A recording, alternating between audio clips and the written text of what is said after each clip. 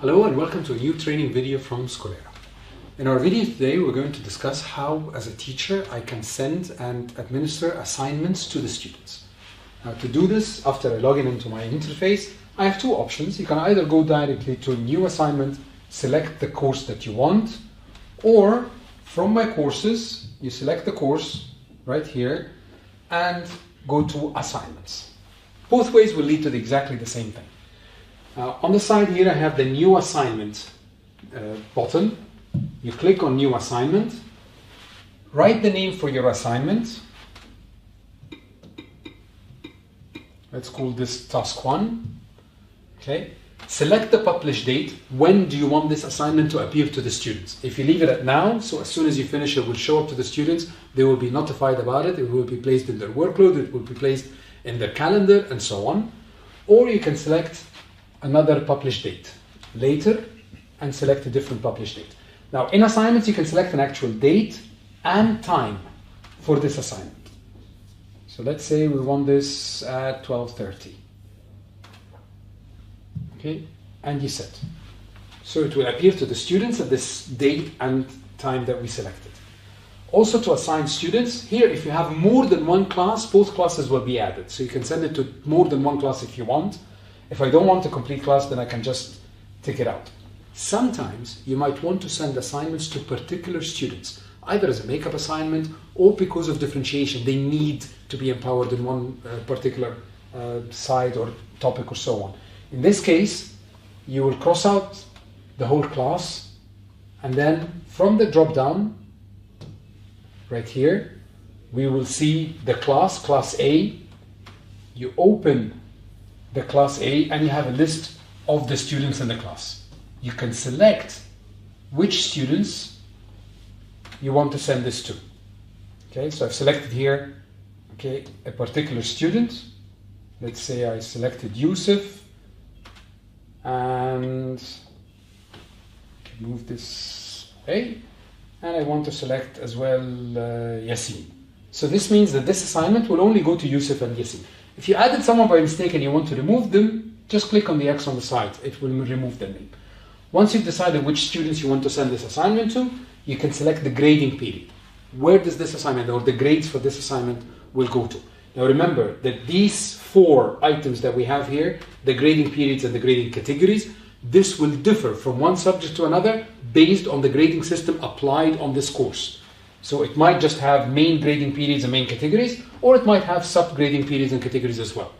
So in this case, you just click on the grading period. Does this belong to trimester 1, 2, or 3? If there are sub-grading periods, you can select them. The main category, whether it's homework, classwork, projects, behavior, attendance, of course, these will differ, as I mentioned, based on the grading system applied on your subject. And subcategories, if these were also available. Once we've chosen this, we can then go to next step. Okay. Here we decide where do we want to place this assignment. Is it something related to the entire curriculum? Then we'll put it under general. Or it relates to a particular lesson, then you can select the lesson, select which learning objectives that this assignment covers. Remember, all of these data is the data that we added in the course planner originally. So it's all withdrawn, or it's all drop downs from the course planner itself. If it covers the 2 objectives, fine. If it only covers one of the objectives, you can remove the second one. Here you can also, optionally add the Bloom's taxonomy. What level of cognitive level will the students reach during this assignment? Is it just knowledge or comprehension, or knowledge, comprehension, and application, and so on? Could be more than one, of course. Then you enter the grade for it. This assignment is going to be out of 20, for example. Now remember, even if this assignment belongs to homework, which doesn't actually count towards the students' final grades, you don't have to worry about that. But we do need some numeric formation, either for the maximum grade of the assignment or even for the grades for the students later on, to be able to evaluate the student progress. Okay? So we have to differentiate between whether the assignment or the quiz later on has grades and whether these grades actually affect the student overall grades or not. Once we've done this, we move on to the next step, and here is where we can start writing our assignment. There are so many different ways to do this. The simplest and easiest way is to just write out our questions right here. Or it could be something like answer questions 1 to 5 in the book or in the booklet, page 10. So it could be that. Answer questions 1 to 5. Okay, answer questions 1 to 5, page 30, page 40, page 15 in the booklet and so on. You could also add images and videos, just like we did in content. You can do the same thing. Once we have this rich text editor, we can do exactly the same things. We can copy and paste from a Word document. We can add our own files as well. I might add a file of a video and then ask the students questions about it. Or even better, if you're teaching languages, you can write a paragraph and ask the students to answer it by actually recording themselves reading it, which means that you can listen to their pronunciation and correct that if needed. Or the other way around, you can upload an audio file and ask questions about it, so it becomes a listening exercise. You can do any of these things. Below that, you decide how you want the students to return this assignment. If it's something they're going to answer in the book or the booklet, then you can select hard copy. But you can also give them the options to do it as an online text, in which case they will have a text box just like this, where they can write their answers, or a file upload, in case I'm asking them to do a PowerPoint presentation, or to record themselves reading it, as we mentioned before, and send me the audio file, and so on. You can choose, of course, more than one option. Finally, and the last thing is we have to set the due date. Just make sure that the due date is after the published date. It makes sense. You can't ask the students to present an assignment before they've even seen it. Okay, so we make sure that it's after the due date, after the published date, and select the timing as well for it.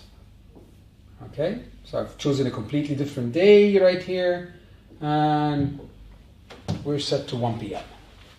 Okay, once we've done with this, we can then click on Create.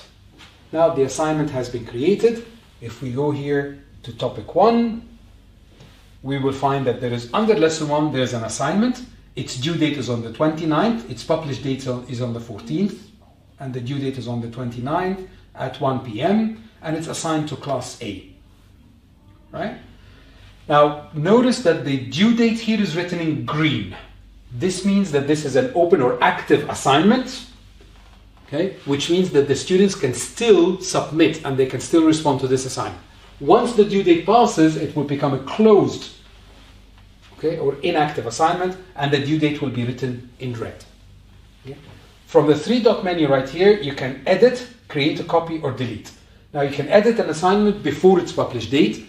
If you need to make changes to it, you can create a copy of the assignment and make whatever changes. You might create one assignment for a group of students. As we said, you can select which students to send it to, then create another copy, make some changes in it, and then send it to other students. So that's also an alternative. Or you can delete the whole assignment altogether.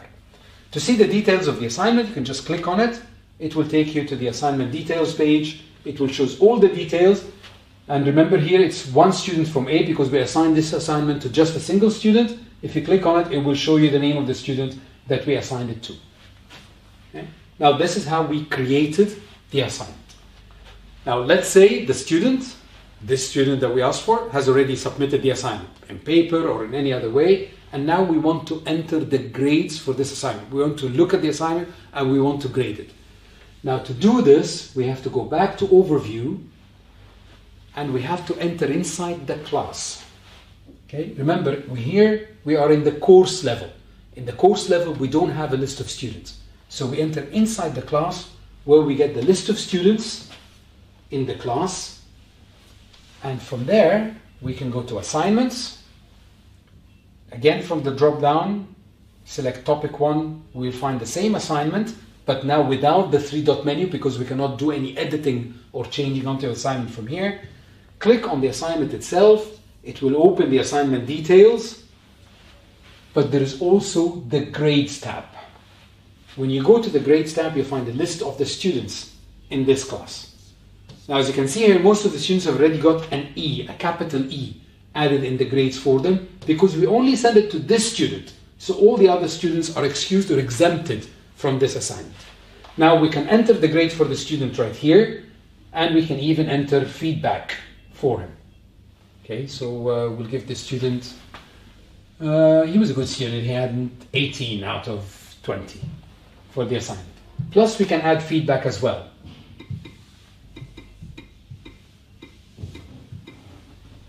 Okay? This feedback and the grade will be shown to the student. That's one way to enter the grades for an assignment. Another way is to go directly to grades, and from the grades select trimester 1 and select on view selected grades. Here it will show the different structure of the grading system. Under homework we have the assignment that we created called task 1. All of the students have got the E except the one student whom we gave the 18. We can adjust this. We can change it from here and give him another grade if we want to. Okay. Right there, and we'll notice that it will change the grades and change his percentage. So now he's got 9.5 out of 10. He's got 19 out of 20 in this grade. Sometimes we might even want to give the student a bonus. He's done really well. So although the assignment itself is out of 20 marks, okay, we're going to give him something more than 20 marks. I'm going to give him 22. Now, the system will not prevent you from doing this, but it will warn you in case this was done by mistake. So you will get up this pop-up message saying that grade entered is more than the maximum grade. If you know that you want that, you just click on the OK. It will show the grade as 22, but as you notice, it's highlighted in yellow as a warning to tell you that this grade is more than the maximum grade actually assigned here. So now we've seen how to create an assignment, how we can send this assignment to multiple classes if we teach multiple classes, how we can send it to particular students in the classes for differentiation or for other purposes, for makeup assignments or anything like that, how to enter the grades either from within the assignment itself or from the gradebook. But remember, to enter grades, you need to have a list of students, which is not available at the course level, but only available inside the class. So we have to enter inside the class to get the list of students and then add the grades for them. Thank you for being with us today, and we hope to see you in other videos on Skolera training videos.